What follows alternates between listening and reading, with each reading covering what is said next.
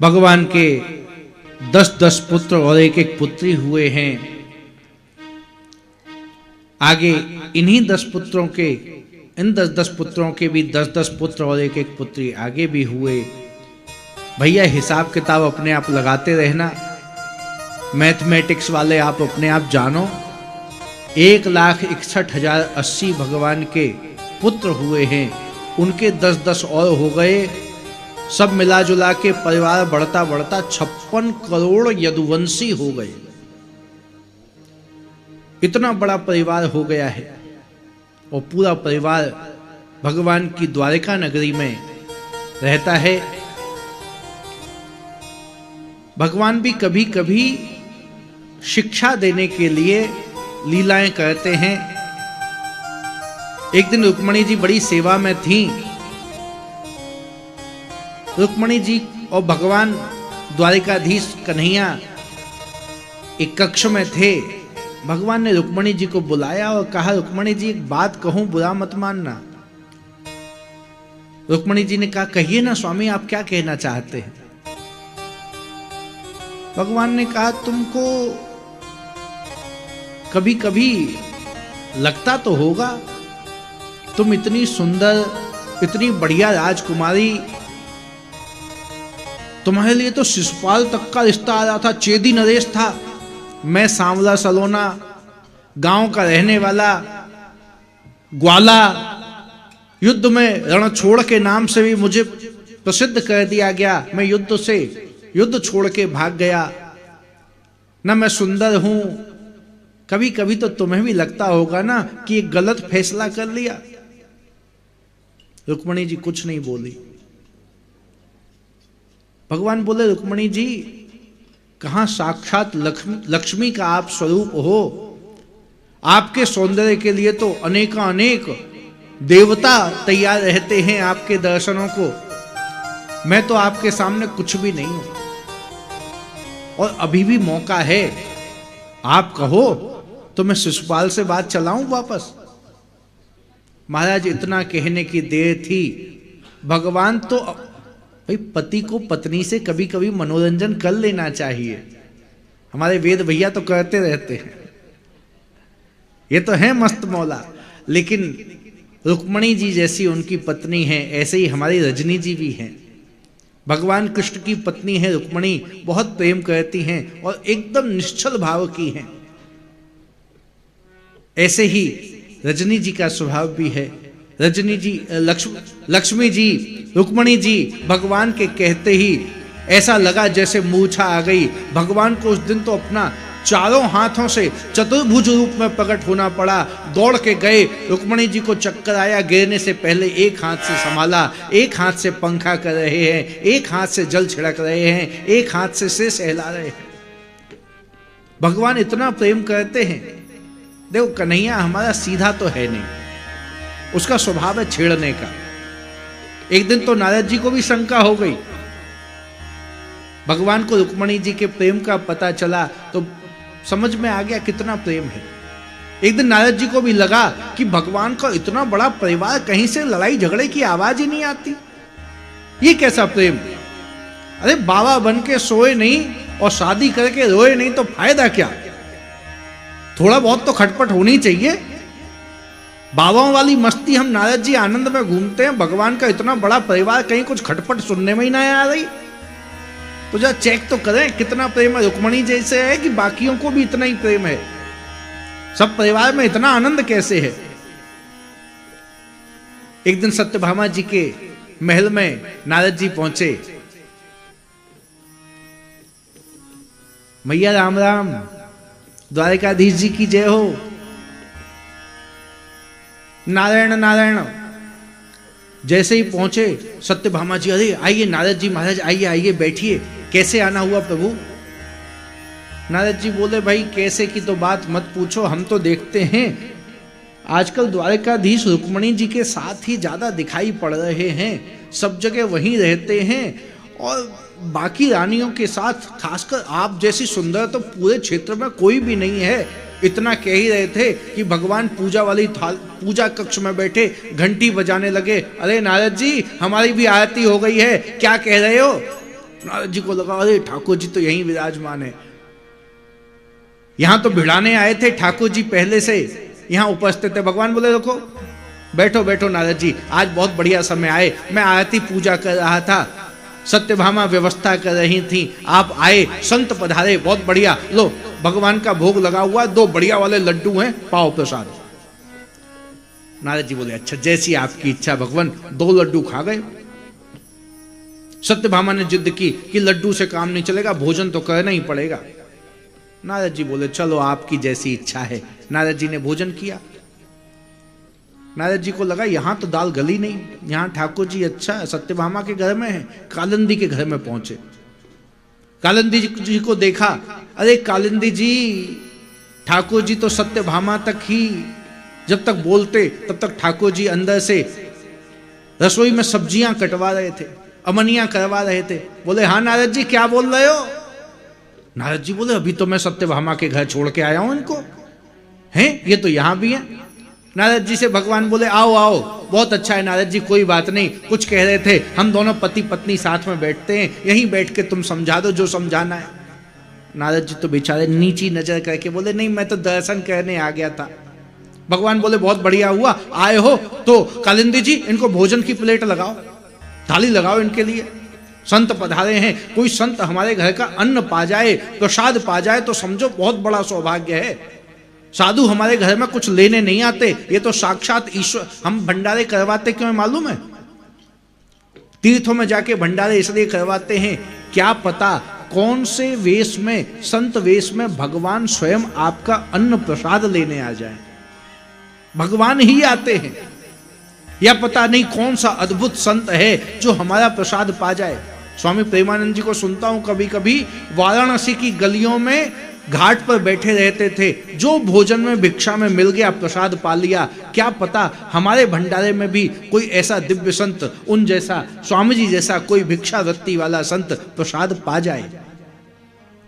नारद जी को देख के भगवान बोले आओ आओ नारद जी, बहुत बढ़िया हुआ, कालिंदी जी के घर में बहुत सालों में आए हैं, आज तो भोजन करके जाना ही पड़ेगा। नारद जी बोले भगवान आप तो जानते हो पेट। भगवान बोले हम कहां मिले, हम तो तुम्हारे सामने हैं। पेट भरा है, भगवान से इशारा किया नारद जी। नारद जी से भगवान बोले बेटा हमारी लंका लगाना चाह रहे हो ना तुम, हम बताते हैं अभी। भगवान अपने भक्तों के साथ खेलते भी हैं, भगवान भी आनंद लेते हैं, विनोद करते हैं।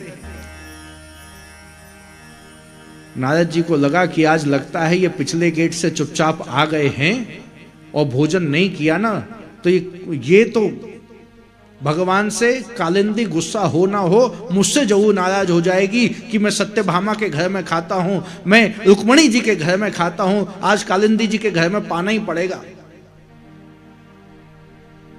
जैसे तैसे करके 1 प्लेट पहले खा के आए थे, दूसरी प्लेट भगवान के यहां तो 56 भोग वाली थाली लगती होगी। महाराज थोड़ा थोड़ा गुजराती हैं, छोटी छोटी प्लेटें ही हो सही हैं, कटोरियां छोटी छोटी हों। एक ब्रजवासी तो गुजरात में गया पहली बार, उसको चाय दी गई, तो गुजरात की चाय होती है बहुत बहुत छोटा सा उसका कप होता है, देखा होगा आप लोगों ने। क्यों भैया, बंबई वाले हैं ना, यहाँ है ना कोई बंबई वाले, वो इतना छोटा सा कप होता है, ब्रजवासी को दी गई। ब्रजवासी ने देखा, जे का हमारा चाय है, पी, कहता सैंपल बढ़िया है भैया, चाय अब ले आ। इतनी सी चाय कोई चाय हुई, ये तो सैंपल हुआ। तो भगवान के घर में 56 भोग की थाली नारद जी ने जैसे तैसे करके कालिंदी के घर में खाई। सोचा यहां नहीं, किसी छोटी रानी के पास चलता हूं। दूर, वहां से 4-5 किलोमीटर दूर नारद जी अपनी शक्ति से पहुंचे, झांक के देखा ठाकुर जी तो नहीं है। अच्छे से देखा, अंदर घुसे, नारायण नारायण, देवी जी नारायण नारायण, सब ठीक है? बोली सब ठीक है। महाराज आओ, आप बहुत बढ़िया पधारे, अभी ठाकुर जी पहुंचने वाले हैं, आज उनके भोजन की व्यवस्था है, वो भी पाएंगे, आप संत भी पाओ, बड़ा आनंद हो जाएगा। नारद जी बोले नहीं नहीं, हम भोजन पाके आए हैं, तब तक भगवान भी प्रवेश हुए। अच्छा नारद जी कहां पाके आए हो, जरा हमें बताना। नारद जी बोले वो अब बताऊं तो पोल पट्टी खुल जाए, अब तो फंस गए। भगवान बोले आपको हमारी कसम है, भोजन करके तो जाना ही पड़ेगा। नारद जी बोले गलती है गई, अब ना छेड़ूंगा महाराज, भगवान बोले अब तो एक प्लेट और पाके जाओ। जैसे तैसे करके नारद जी ने प्रसाद पाया है। महाराज भगवान भक्तों के साथ भी खेलते हैं, अपने प्रियजनों के साथ ही भगवान अपनी लीलाएं दिखाते हैं। आपके भी घर में ठाकुर जी होंगे, कभी कभी देखने में आता है ना, उनको ध्यान ना दो तो क्या क्या कर देते हैं, कभी टोपी गिरा देंगे, कभी लुढ़क जाएंगे। ये ठाकुर को प्यार बहुत पसंद है, ठाकुर को प्रेम पसंद है। ठाकुर को सामान मत चढ़ाओ कोई बात नहीं, लेकिन प्रेम करके तो देखो, सच्चा प्रेम। ऐसे सोचो हमारे छोटे से लाला कमरे में विराजमान है, आप उनके साथ खेलोगे, वो भी आपके साथ खेलेंगे। अनेक अनेक लीलाएं, हरि अनंत हरि कथा अनंता, भगवान की अनेक अनेक कथाएं इस प्रकार हो रही हैं। एक बार भगवान अपने सभी बाल बच्चों के साथ गढ़मुक्तेश्वर भी गए। ये भागवत जी में उसका प्रमाण है। हमारे गढ़मुक्तेश्वर में एक जगह, मैं इस कथा को इसलिए कह रहा हूं कि गढ़मुक्तेश्वर से जुड़ी हुई है। वहां पे एक स्थान है जिसको कहते हैं नक्का कुआं। कभी सर्च करोगे ना, जो गए होंगे उनको पता होगा, नक्का कुआं। वहां नक्का कुआं की एक विशेषता है, भगवान कृष्ण से जुड़े होने के कारण ही विशेषता है। वैसे तो गढ़मुक्तेश्वर नाम इसलिए पड़ा है, भगवान शिव के गणों को एक बार श्राप लग गया दुर्वासा ऋषि का। श्राप से मुक्ति के लिए नारद जी ने उपाय बताया कि जो व्यक्ति कार्तिक मास की त्रयोदशी से पूर्णिमा तक, कार्तिक पूर्णिमा, कार्तिक चतुर्दशी, कार्तिक त्रयोदशी से कार्तिक त्रयोदशी से कार्तिक पूर्णिमा तक जो गंगा जी में स्नान करके दीप दान करेगा, उसके परिवार में कोई भी व्यक्ति कभी पिशाच योनि में नहीं जाएगा, भूत प्रेत नहीं बनेगा। ये वहां की विशेषता है। शिव गणों को श्राप लगा, शिव गणों ने मुक्ति के लिए नारद जी के कहने पर भगवान शिव की वहां आराधना की है और वहां दीप दान किया है। भगवान शिव ने आशीर्वाद दिया है कि हम जो भी इस स्थान पर दीप दान करेगा, लाखों की संख्या में भीड़ होती है। अब की बार महाराज जी भी पधारेंगे, महाराज जी ने भी आशीर्वाद दिया है हमको कि हम भी ब्रजघाट आश्रम पर आके 2-3 दिन रहेंगे। महाराज जी का आश्रम है, आजीवन रहें, 2-3 दिन रहें। संत तो पधारे, समझो सौभाग्य पधार गया। तो भैया वो नक्का कुआं नाम की जो जगह है, असल में उसका नाम है नृप का कुआं। एक राजा हुए हैं, राजा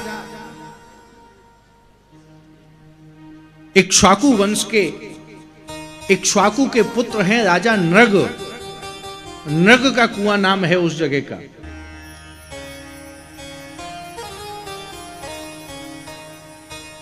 बोलो बांके बिहारी लाल की जय।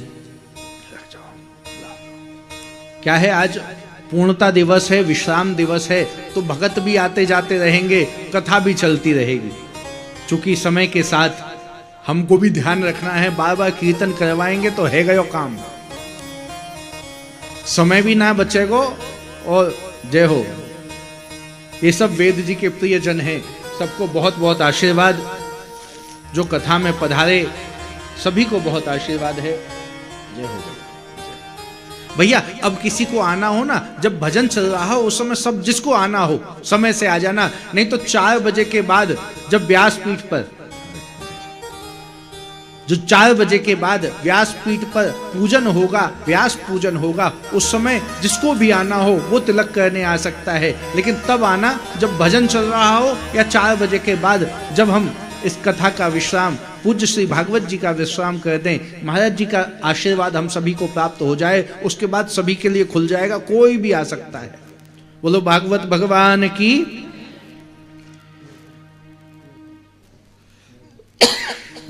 भगवान अपने पुत्र पौत्र को लेके गढ़मुक्तेश्वर के उस एक बगीचे में पहुंचे हैं। एक सुंदर वहां कुआं है, उसमें जल भरा हुआ था।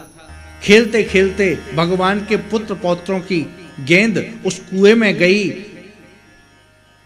उस कुएं के पास जब भगवान के पुत्र पहुंचे हैं तो वहां एक बहुत बड़ा गिरगिट देखा। उस गिरगिट को देखकर बच्चे डर गए। प्रद्युम्न आदि सभी बच्चे थे, सांब आदि भगवान के पुत्र पौत्रादि थे। गिरगिट को देख के भगवान के सभी बच्चे डरे। भगवान ने जाके देखा बच्चे डरे क्यों हैं। गए तो एक बहुत विशालकाय वहां एक गिरगिट था। भगवान ने जाके स्पर्श किया गिरगिट का। स्पर्श करते ही गिरगिट का शरीर पूर्ण हुआ। उसमें से एक दिव्य शरीर निकला है राजा नृग का। भगवान ने परिचय पूछा, आप कौन? तो राजा नृग कहते हैं, महाराज आपने इक्ष्वाकु वंश के व्यक्तियों में, मैं इक्ष्वाकु वंश का हूं। मेरे पिता इक्ष्वाकु थे जिनकी कथा हमने कल सुनी, परसों सुनी थी। भगवान राम के पूर्वज, भगवान राम के पूर्वजों में हैं, सूर्य वंश में हैं। कहा महाराज मेरा दोष ये था, मेरा नाम तो बहुत ज्यादा प्रसिद्ध है, जब दानियों की बात आएगी तो राजा नृग का नाम जरूर आएगा। इन्होंने इतनी गैयाओं का दान किया, इतनी गौओं का दान किया जिसकी कोई गिनती नहीं है। शास्त्र में तो ऐसा लिखा है, बारिश की बूंदों को गिना जा सकता है, आसमान के तारों को गिना जा सकता है, लेकिन राजा नृग ने असंख्य संख्या में गौओं का दान किया। भगवान ने कहा भैया गिरगिट क्यों बन गए? फिर गौ दान करने वाला व्यक्ति गिरगिट क्यों बना?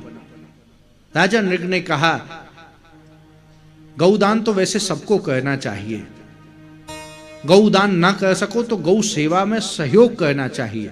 भगवान ने कहा तुमने गैया दान तो की होगी, लेकिन हो सकता है कोई कमजोर गैया दान की हो, मरखनी गैया दान की हो, बिना दूध की गैया दान की हो। बोला नहीं नहीं महाराज, मैंने ऐसी गायों का दान किया जो स्वस्थ हैं, अति बलवती हैं, दुधारू गाय हैं, उच्च कोटि की वेद लक्षणा देसी गाय हैं, गिर और साहिवाल नस्ल की गाय हैं, अद्भुत गाय हैं। हमारे आश्रम में भी सब वेद लक्षणा गाय ही हैं। देसी गाय की ही सेवा का पुण्य। विदेशों में तो भैया गाय के ऊपर हाथ फेरने का पैसा लेने लगे हैं, क्योंकि गाय के ऊपर हाथ फेरने से कई बीमारियों का नाश होता है। जिसको ब्लड प्रेशर की समस्या हो, 15 मिनट तक गाय के ऊपर हाथ फेरो। ऐसा कहा गया है कि जो गाय को कुछ खिलाते हैं ना, हमारे तो घरों में पहली रोटी पहले गाय को ही दी जाती थी, अभी भी दी जाती है। वैसे देनी तो 5 लोगों को चाहिए, लेकिन 5 को नहीं तो 2 को तो पक्का 2 ही दो। पहली रोटी गाय की होती है और अंतिम रोटी जोर से कुत्ते की रोटी होती है, श्वान को दी जाती है। 2 को तो देनी ही चाहिए। महाराज राजा नृग बोलते हैं मैंने ऐसी गायों का दान किया जो बलवती थी, स्वस्थ थी, दुधारू थी, सवत्सा गाय थी, बछड़े के सहित गाय थी। और ऐसे ही नहीं दी महाराज, श्रेष्ठ ब्राह्मणों को दी। गाय के सींग को सोने से मड़के दिया, गाय के खुरों को चांदी से मड़के दिया, गाय को सुंदर वस्त्रों से, अलंकारों से सजा के दिया। मैंने सामान्य गाय नहीं दी, बहुत सुंदर गाय दी है। भगवान बोले भैया वो सब तो ठीक है, फिर तुझे ये, भगवान को तो सब पता है, बालकों को समझाने के लिए भगवान ये सब लीलाएं करते हैं। हम सबको कथा के माध्यम से शिक्षा देने का प्रयास है। राजा नृग कहता है महाराज सब कुछ ठीक था, ब्राह्मणों को गाय दान करता था, नित्य हजारों की संख्या में गाय दान करता था। गलती तो एक दिन हो गई, जब मैंने एक बार गौ दान की तो जिस ब्राह्मण को गाय दान की थी उनमें से एक गाय उसके पास से निकलकर मेरी जो गाय दान होनी थी उनके बीच में आ गई। अगले दिन मैंने फिर गौदान किया तो वही गैया कई गायों के साथ दूसरे ब्राह्मण को दान कर दी। पहले वाला ब्राह्मण आ गया, जी आपने जो ये गाय दान की है ये तो मेरी है। जिसको गाय दान की गई थी वो ब्राह्मण बोला कि भाई गाय तो दान मुझे की जा चुकी है, पहले का मुझे नहीं पता, मेरी तो अभी है। राजा ने कहा देखो भाई गलती तो हो गई है, जिसकी गाय पहले वाले ब्राह्मण को कहा इसके बदले में तुम्हें 100 गाय और दे देता हूं। वो बोला नहीं मुझे तो यही गाय चाहिए। कभी कभी बात अटक जाती है। जब निर्णय की बारी आई उन्होंने अपना खोला होगा चित्री पट्टा, पत्रा खोला लंबा चौड़ा, मेरे पुण्य पुण्य पुण्य बहुत थे, बड़े सत्कर्म थे, लेकिन एक पाप, ब्राह्मण का दान खाने का दोष मेरे ऊपर लग गया। ब्राह्मण की गाय को मैंने दान किया, यानी ब्राह्मण का दान, ब्राह्मण का धन हरने का दोष लगा। इस कारण मेरे को एक बार दोष युक्त जीवन जीना था। मेरे को ऐसा, चित्रगुप्त ने कहा एक बार पाप भोगना पड़ेगा। यमराज बोले एक बार तो पाप भोगना पड़ेगा, बाद में पुण्य चाहिए कि पाप पहले चाहिए, बताओ भाई। पहले पुण्य पुण्य भोग लो, बाद में पाप भोग लेना, या पहले पाप भोग लो फिर पुण्य भोगना। उन्होंने कहा पहले पाप भोग लेता हूं, पुण्य फिर भोगूंगा। यमराज ने कहा जाओ, तुमने काम तो श्रेष्ठ किया है, लेकिन एक गलती हो गई, तुम पर कृपा करने स्वयं ठाकुर जी पधारेंगे। उस दिन तुरंत मैं पृथ्वी पर आके गिरगिट के रूप में गिरा। तब से आपकी प्रतीक्षा कर रहा था भगवान, आप आए और आपके आने से मुझे आज मुक्ति मिली। वो तो अपने लोक को चले गए। भगवान ने बालकों को शिक्षा दी है कि किसी ब्राह्मण का धन, किसी दूसरे का धन हरने का कितना पाप है। सोचो, ये तो गलती से हुआ कर्म है, हम लोगों से कितनी बार जानबूझ के हो जाता है। होता है ना भैया, हो जाता है कि नहीं? किसी और की चीज को अधिकार से समझ लेना। ब्राह्मणों के पास ही, गायत्री जपने के पास ही धन पचाने की क्षमता होती है। यजमान कोई भी वस्तु दान करता है तो देख के करनी चाहिए कि ब्राह्मण गायत्री जपने वाला है या नहीं। यजमान का काम तो हो जाएगा, भोगना फिर पंडित जी को भी पड़ेगा। और पंडित जी श्रेष्ठ हैं, यजमान ने उचित सेवा नहीं की तो फिर यजमान को भी भोगना पड़ता है।